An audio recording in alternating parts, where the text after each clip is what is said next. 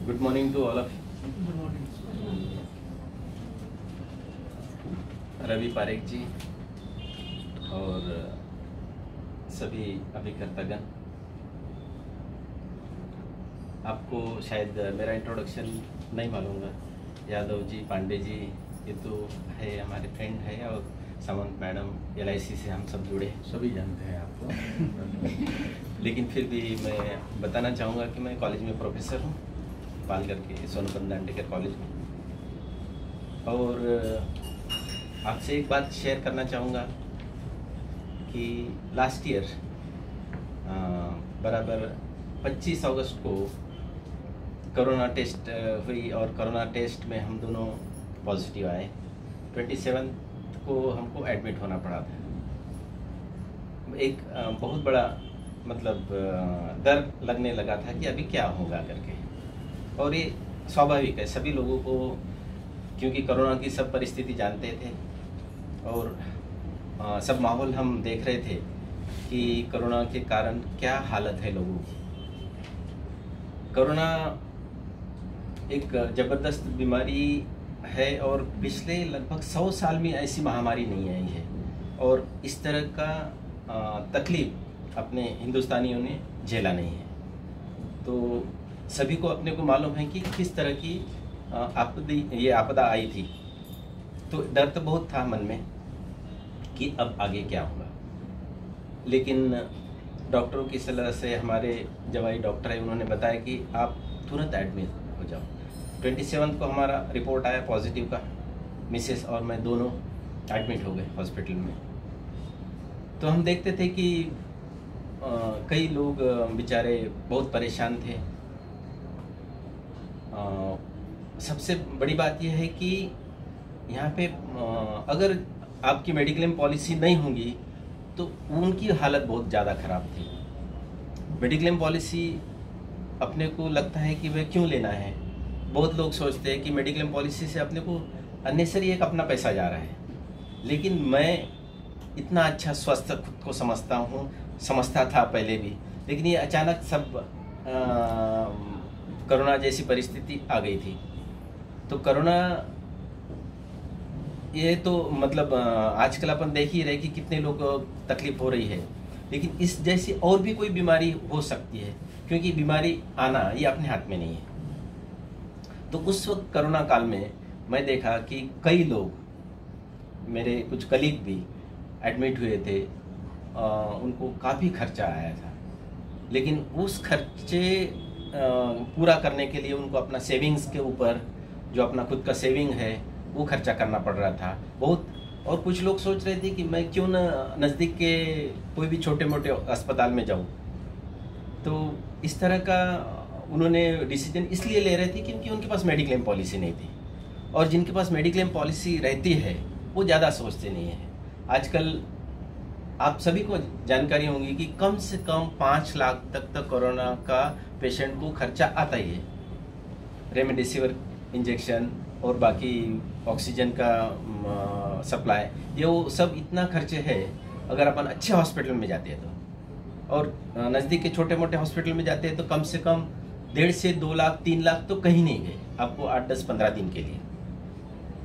तो इसलिए mediclaim policy का महत्व कोरोना काल में लोगों को समझ में आया, और मैं देखा कि कुछ लोग अच्छे जिनकी सैलरी है उनकी मेडिक्लेम पॉलिसी नहीं है, लेकिन बाकी सब खर्चे में उनका सब पैसा चला जाता है। तो इस कारण से वो नज़दीक के हॉस्पिटल में एडमिट हुए जहाँ जगह नहीं है। पालघर का ही उदाहरण दिया जाए तो पालघर का सरकारी अस्पताल है, वहाँ पे फुल था, जगह नहीं थी। तो लेकिन उन्होंने रिक्वेस्ट किया कि हम और कहीं नहीं जा सकते, प्राइवेट अस्पताल में नहीं जा सकते, क्योंकि उधर भी जगह नहीं थी और पैसे भी नहीं थे, दोनों बातें। तो इसलिए उन्होंने हमको बोले कि ऑक्सीजन दे दो, हम यहाँ नीचे टेबल, मतलब वहाँ टेबल पे सो जाएंगे, लेकिन हमको एडमिट करा लो। ऐसी नौबत आई थी, और मेन वजह थी कि फाइनेंशियल कंडीशन। अगर मेडिक्लेम पॉलिसी होती तो सीधा मुंबई जाते थे लोग या फिर गुजरात जा रहे थे। तो इतना महत्व है मेडिक्लेम पॉलिसी का। और ये तो कोरोना के कारण, लेकिन आगे भी भविष्य में किसको क्या होगा मालूम नहीं। आगे भी अपन देख रहे हैं कि 3rd वेव आने वाली है ऐसा, अनुमान लगाया जा रहा है, डॉक्टर्स बोल रहे हैं, साइंटिस्ट बोल रहे हैं। तो इस वजह से मेडिक्लेम पॉलिसी अगर लोग समझते नहीं, अपना समझाना तो काम है, लेकिन अगर कोई लेता नहीं है तो अपनी कमी है, अपन उनको बराबर समझा नहीं रहे हैं ये। क्योंकि अगर देखा जाए, अगर 30 साल की उम्र है और उसका परिवार है 2 और 2 4 लोग हैं, तो कितना आता है प्रीमियम? साल का 16-17 हज़ार फैमिली ऑप्टिमा में अपनी लाता है। तो अगर वो दिन का कैलकुलेट किए तो कितना कम आ जाता है। तो उतना उसका खर्चा अगर वो बाजू में रख दिया जाए, चाय के खर्चे इतना 10-15 रुपये 20 रुपये इतना अगर अपन सोचेंगे तो उतना ही खर्चा आता है एज के हिसाब से।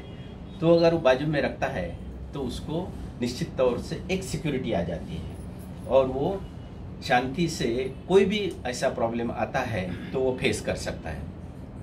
कितना भी अच्छा हेल्दी आदमी रहे, ऊपर से वो कितना भी अच्छा दिखता है, लेकिन किस तरह का प्रॉब्लम कब आएगा ये अपने हाथ में नहीं है इतना निश्चित, क्योंकि बीमारी बोल के नहीं आती है।